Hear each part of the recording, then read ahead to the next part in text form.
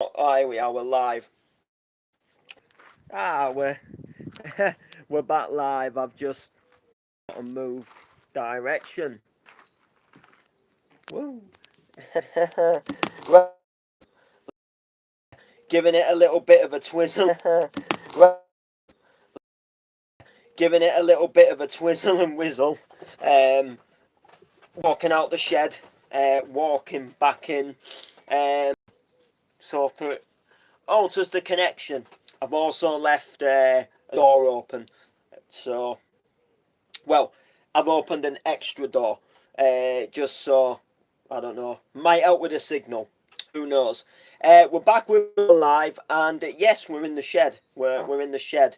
For those of you who don't know what the shed is, this place used to be my old sort of like music studio. It was just basically the shed where I did everything, all the MCing, all the DJing, all the music related stuff, everything that was done on this channel back then was all done in this shed from when we moved into the shed. And it was just my little music den, really. I call it a studio, but it was a studio, but it wasn't really that good of a studio. So I kind of class it more like the music den. I mean, towards the end, we had like the vinyl and the CDJs in here and stuff, and that was that was wicked. But it was a more just a music den. It wasn't like properly soundproofed out. There wasn't a massive like production PC or anything in here. I weren't even really producing much back then. I'd only just very slightly started dabbing into FL back then. So, but I used to do my live streams and things. It was a good little sort of shed to do so. I will just show we've still got some of the old decorations that I didn't bring with me when I moved, but you can see here there was vinyl on the wall. There's a IB for Live framed flyer that I got. I didn't actually go to the booking, by the way. Well, to the gig where Example was playing. I think if I remember right, I got that from a car boot, and it looked quite cool in the like the frame and everything, and it was obviously announcing that they was playing Eden in Ibiza, and it was Hear No Evil. And yeah, it was Example and DJ Wire. It was Tuesday, the 31st of July, with residents Andy Durant and Scott Page. I've heard of Scott Page, not heard of Andy Durant, and obviously, Example, DJ Wire. Who doesn't know him? you know, it was something to do with Capital FM, Twitter. It was I think it started at 6:30. So that's when the club opened, and like I say, it was to do with Eden. But like I say, I never went. I never had anything to do with the gig or knew anything about it. It's quite old as well. I just bought it from like a car boot sale in a frame. Very nice. Anyway, we're back live, and this is just sort of like the reminder live that my next booking, Stomping, is as a matter of fact a week away, which is quite a crazy thing because it feels like it's been forever. This I've been doing all these different things, and that one's been sort of there in the background, just slowly creeping up. I've got Stomping coming up, but just ever so slowly creeped up behind all the other bookings and all the other things I've been doing with the band and the radio and etc. etc. And now it's like finally a matter of just a week away. So, as a matter of fact, this time next week I'll be getting ready to go because I'm going to be there from the start. Well, I say that I'm supposed to be on first. I'm supposed to be doing the opening up set downstairs in the second room. However, there's a slight chance that I might need to possibly try and change that set time, but there's nothing set in stone, and it's a little bit of a tricky one because I might not know for like even a few more days yet whether that would be the case. And the thing is, I don't. It's a tough one because I don't want to change my set time at the last minute because I know it's a stress on promoters, um, blah blah blah, and I don't want them to say, look, you can't do another set time. You'll have to pull out and we'll bring someone else in. Don't want to lose the gig. It's not what I'm about. However, there is like I said, there's this slight possibility that I might be doing something during the day, and I don't want to, because this is only a very ever so slight chance. And like I say, and I don't like to go bigging myself up or anything like this. But to cut the story short, I've entered a competition, and if I win the competition, then basically I get to DJ in at a festival during the day, and I get to play part of a big arena, quite a big arena, only the Clubland Arena. Now, this competition's quite big. Loads of people have entered, so it's very slim that I win, but there's a chance I could win. I've put a mix up. I've entered. Now the booking itself, it's not too far for me. Like I can train it there, train it back. Like that's no hard do by. If that makes sense, it's easy enough. Like get a train there.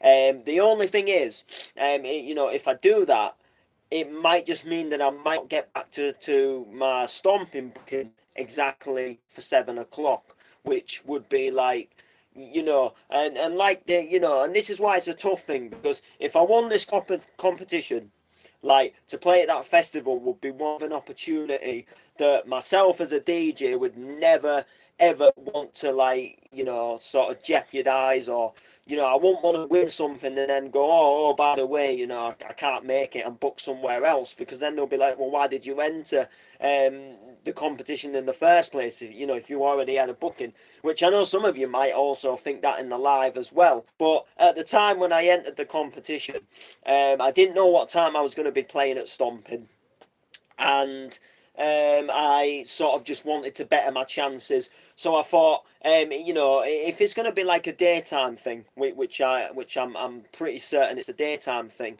then obviously I would have done DJ'd in the afternoon at this festival thing, and then I would have come back and done my booking, because like if I've got a booking, I hate letting people down as well. It's like a very thing. It's something I'm just not keen on doing. I believe, like, if you say yes to a booking, you sort of should go through with doing the booking. Unless of course there's a really good sort of reason behind it.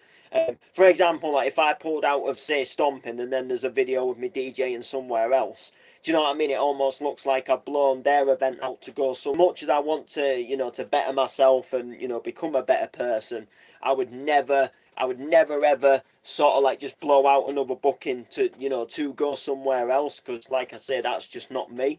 But if there's a chance that I could, however, do both the bookings in the same day, which is kind of what my idea was, obviously then I'd make it happen. And like I say, if it was like an afternoon thing, I'd get up early in the morning, catch an early train through to Manchester, go to the festival booking. I don't know, say if the festival started at 12 or something, midday. Go there if I was on maybe, like, I don't know, 1, 2 o'clock, or even if I started and opened up at 12. Do my set, stay at the festival for a couple of hours, just catch a couple of guests, blah blah blah, and then obviously make my train journey back, come through, do my second booking. But like I say, it's a big competition. Loads of people have entered. I wasn't actually going to enter at first, and then a few people actually told me and said, look, you should enter this, why don't you give this a go? It was to play the Clubland tent, so I thought, you know what, that really does sort of, suit my theme. And I do just want to say a thank tag me in competitions and tag me in, like, ways to sort of get involved with like brands and events and things. I know my bounce to your drop pal DJ Top Vibe. He tagged me in a post yesterday, and there's going to be a competition starting very soon at DJ One. So I was very grateful for that. And I do big up people that try to, if they see something like, whether it be like DJing for a pub gig, and then they put my name forward, and Noble will do that kind of thing. I am like, big ups to it. Do you know what I mean? It's something that I am a big sort of fan of, and I'm very grateful when people do that for me. But like I said, this competition, a lot of people are entering, so I don't, it's sort of, I guess in some sense you've got like a 50-50. You've got a 50 chance, really. You're either going to win or you're either not going to win. And when you enter, you've got about as much chance as anybody, really. You put a set together, you've sent it in, you've run in the competition. If they like your set good enough, which they'll like someone's set good enough that they'll think, do you know what, he'll play the theme, he'll play the 10. And one thing I like to do with competitions as well is sometimes you'll get competitions, and they'll come up on Facebook, and some people are so desperate to sort of get somewhere or get on something. Even if it's not their style of music, they'll enter the competition. And sometimes, like this Clubland tent said, like there was a wide variety of genres welcome. So that means that like the art style heads could potentially enter it, and they could get through. And don't get me wrong, I've got nothing wrong as such with with hard style. I mean, I love a bit of hard style. Do not get me wrong, but I do think to a certain degree, I've kind of gone and not automatically like the forefront of what you think of when you think of Clubland. So, you mention Clubland to people, and especially people that don't really necessarily follow Clubland, but they just know what it is. People know like Set You Free and Pretty Green Eyes. So that is a little bit of something that I kind of wanted to sort of like edge away from.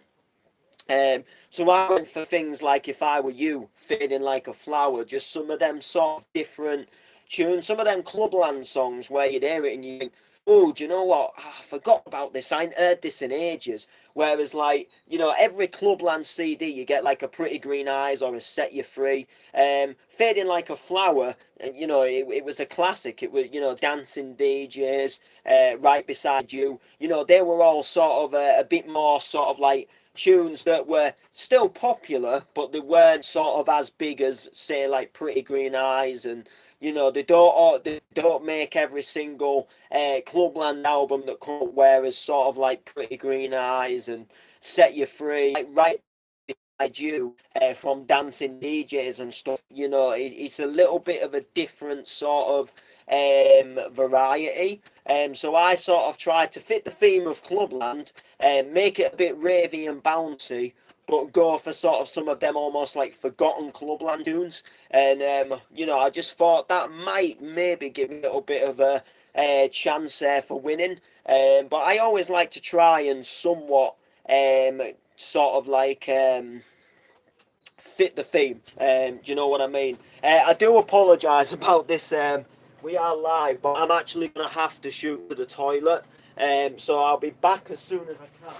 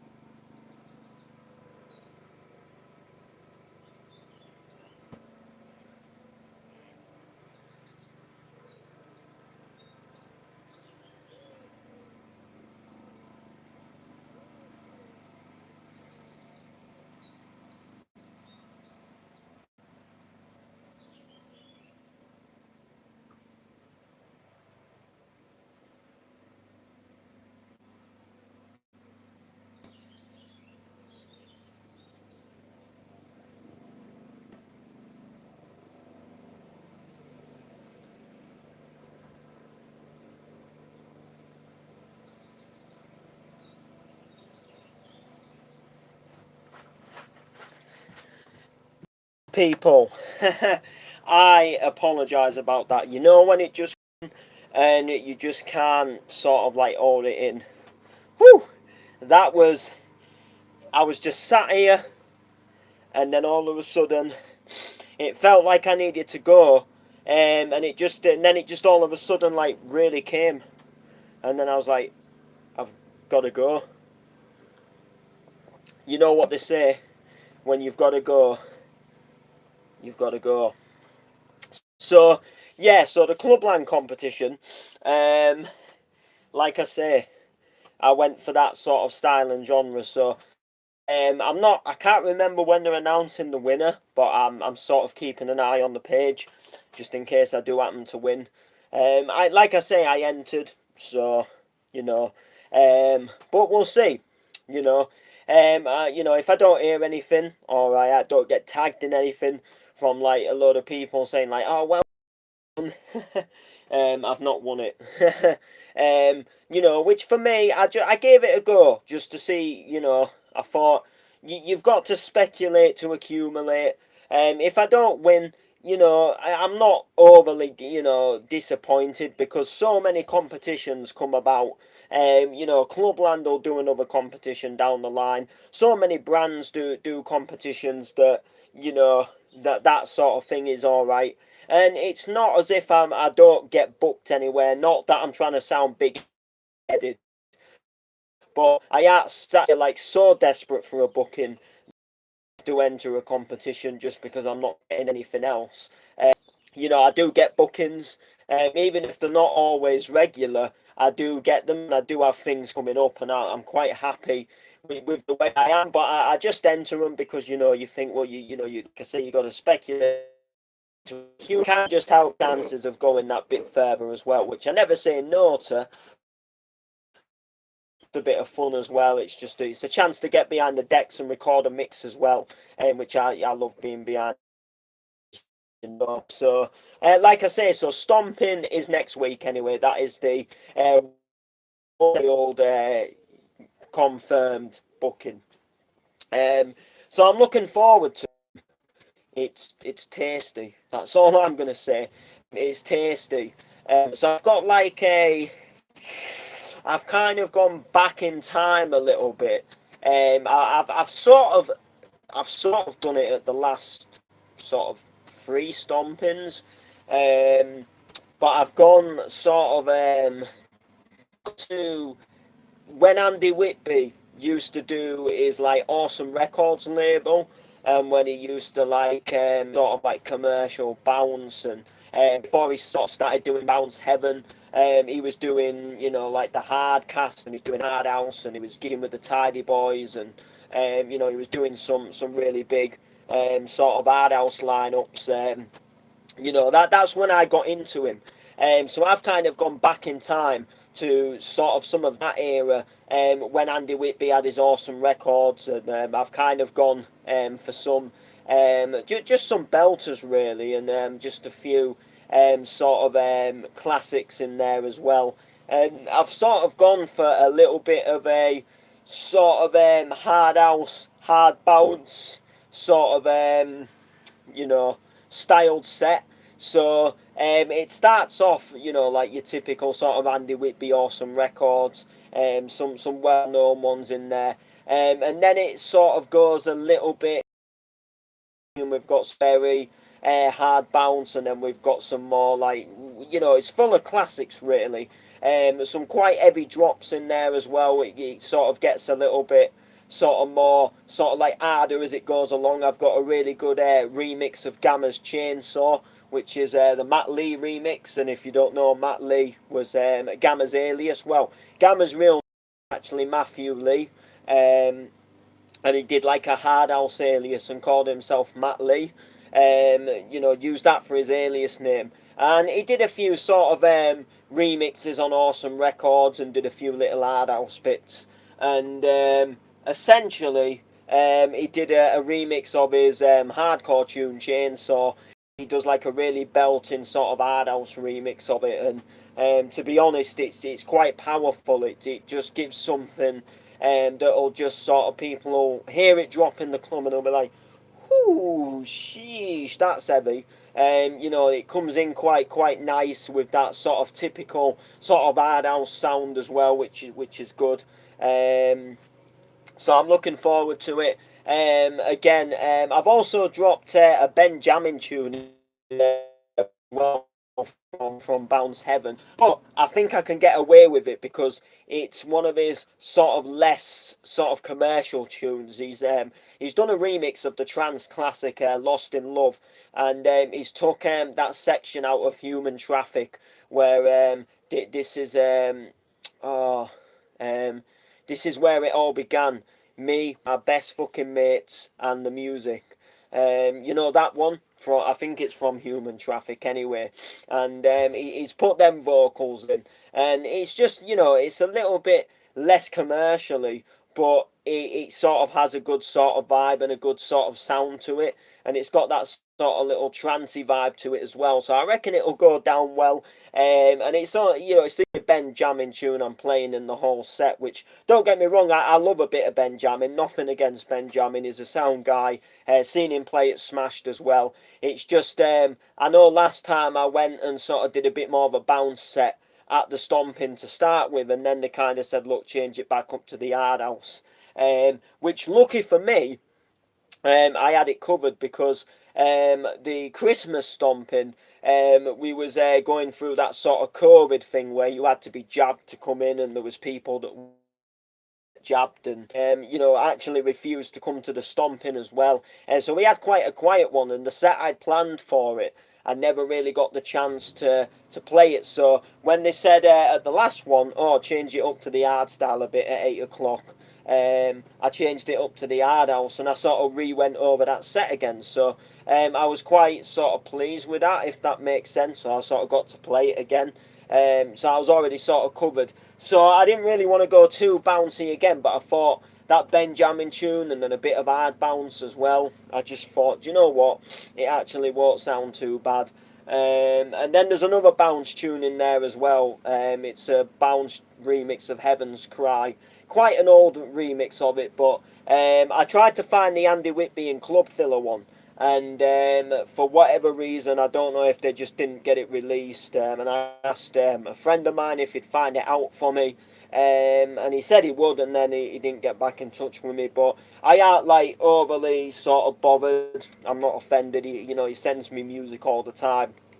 And he's been absolutely sound to me. It's just sometimes if I'm scratching my head and I can't find a tune, like 9 times out of 10 he'll have it. So I'm a bit like, oh well, you'll have the tune anyway, so I don't need to worry. You've got the tune.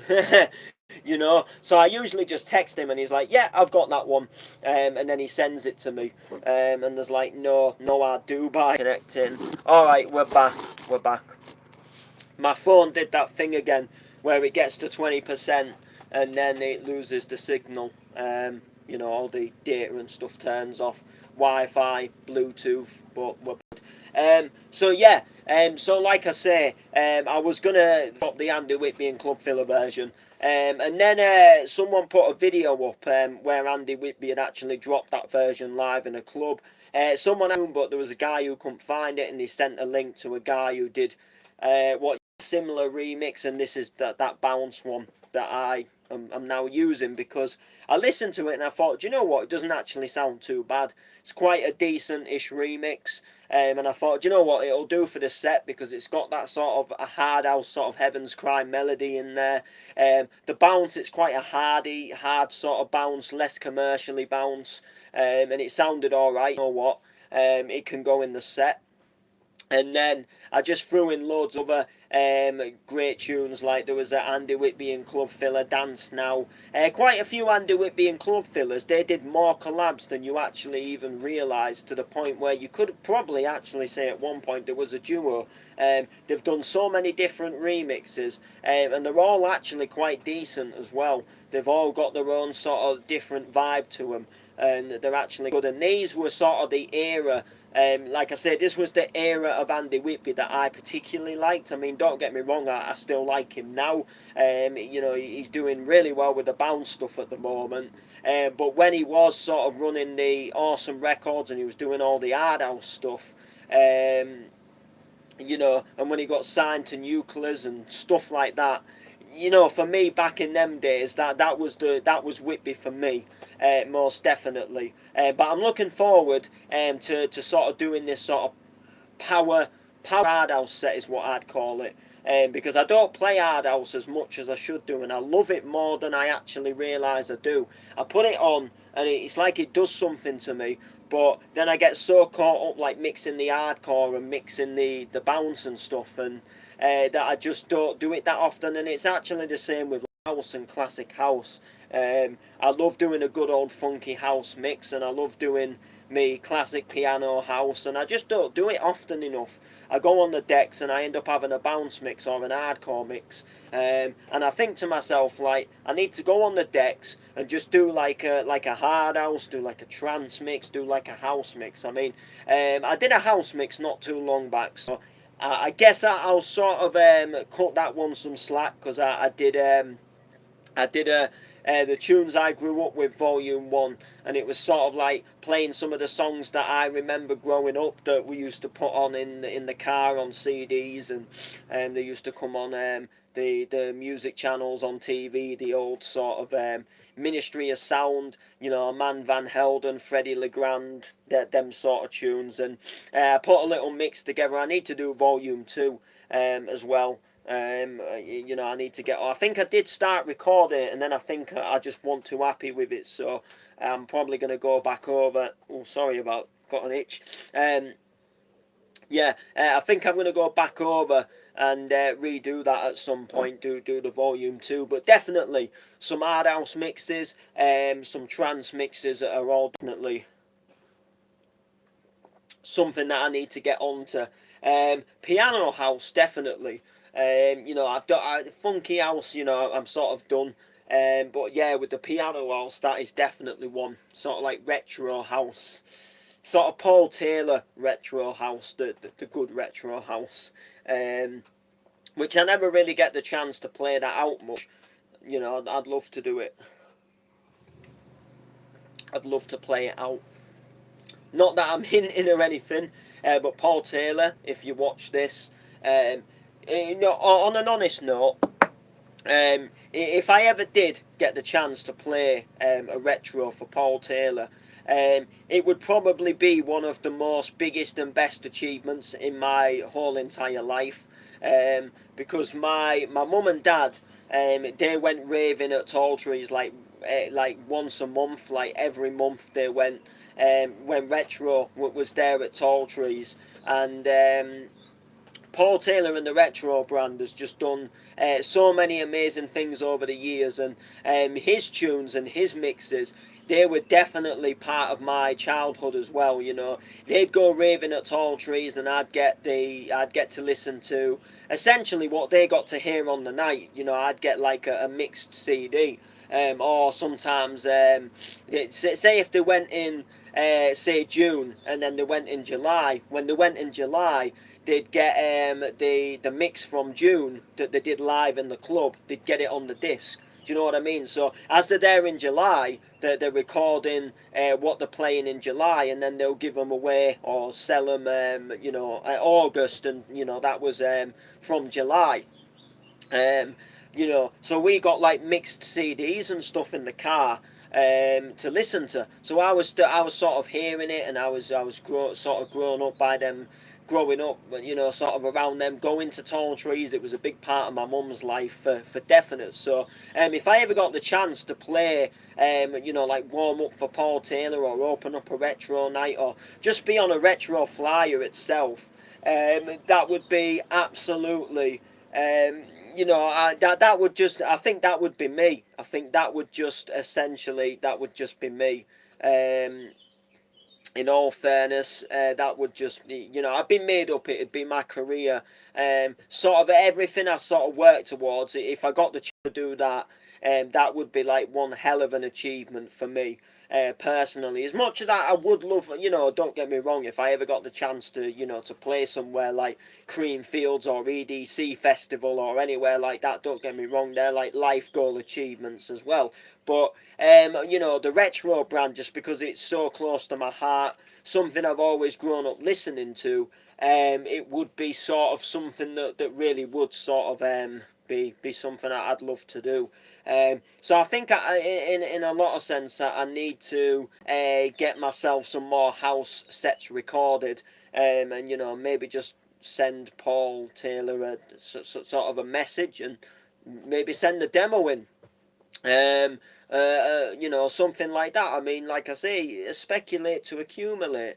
Um, and he knows who I am. He's that busy himself. He probably just doesn't have time, you know, to follow what I do. But he knew my mum and dad. He knew of me, and then I started. I went to see him a couple of times when I got old enough to go out raving. So obviously he would have. You know, I went with my mum once, and then this is my son, blah blah blah, and then you know, he does know who I am. So if I dropped him an inbox, he'd recognise, you know, oh, it's Emma's son. Oh, he DJs as well. You know, listen to the set like, oh, you know, might put me on, you know. But we'll see. We'll see. Would be like one of them life goal dreams.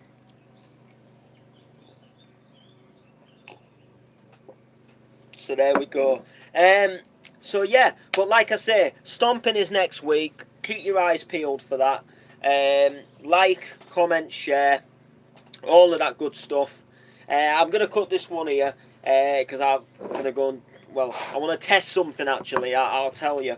So, essentially on Wednesday I was at my appointment, and we broke off onto dinner time. So I was having my dinner, put my headphones on, browsing YouTube, and I just there's a good remix of Wonderful Days.